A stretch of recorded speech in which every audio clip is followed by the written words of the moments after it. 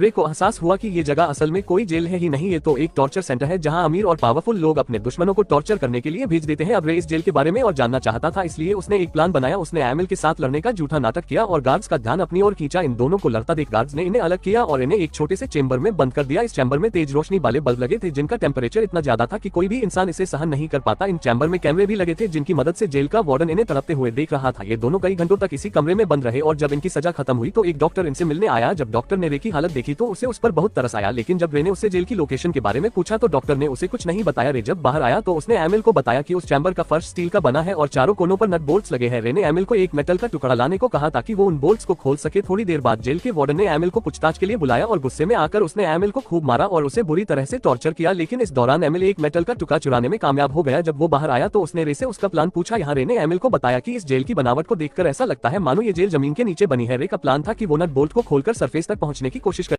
रे को एहसास हुआ कि ये जगह असल में कोई जेल है ही नहीं, ये तो एक टॉर्चर सेंटर है जहां अमीर और पावरफुल लोग अपने दुश्मनों को टॉर्चर करने के लिए भेज देते हैं। अब रे इस जेल के बारे में और जानना चाहता था, इसलिए उसने एक प्लान बनाया। उसने एमिल के साथ लड़ने का झूठा नाटक किया और गार्ड्स का ध्यान अपनी ओर खींचा। इन दोनों को लड़ता देख गार्ड्स ने इन्हें अलग किया और इन्हें एक छोटे से चेंबर में बंद कर दिया। इस चैम्बर में तेज रोशनी वाले बल्ब लगे थे जिनका टेम्परेचर इतना ज्यादा था कि कोई भी इंसान इसे सहन नहीं कर पाता। इन चैम्बर में कैमरे भी लगे थे जिनकी मदद से जेल का वार्डन इन्हें तड़पते हुए देख रहा था। ये दोनों कई घंटों तक इसी कमरे में बंद रहे और जब इनकी सजा खत्म हुई तो एक डॉक्टर इनसे मिलने आया। जब डॉक्टर ने रे की हालत देखी तो उसे उस पर बहुत तरस आया, लेकिन जब रे ने उससे जेल की लोकेशन के बारे में पूछा तो डॉक्टर ने उसे कुछ नहीं बताया। रे जब बाहर आया तो उसने एमिल को बताया कि उस चैम्बर का फर्श स्टील का बना है और चारों कोनों पर नट बोल्ट्स लगे हैं। रे ने एमिल को एक मेटल का टुकड़ा लाने को कहा ताकि वो उन बोल्ट्स को खोल सके। थोड़ी देर बाद जेल के वार्डन ने एमिल को पूछताछ के लिए बुलाया और गुस्से में आकर उसने एमिल को खूब मारा और उसे बुरी तरह से टॉर्चर किया, लेकिन इस दौरान एमिल एक मेटल का टुकड़ा चुराने में कामयाब हो गया। जब वो बाहर आया तो उसने रे से उसका प्लान पूछा। यहाँ रे ने एमिल को बताया कि इस जेल की बनावट को देखकर ऐसा लगता है मानो ये जेल जमीन के नीचे बनी है। रे का प्लान था कि वो नट बोल्ट को खोलकर सरफेस तक पहुंचने की कोशिश करे।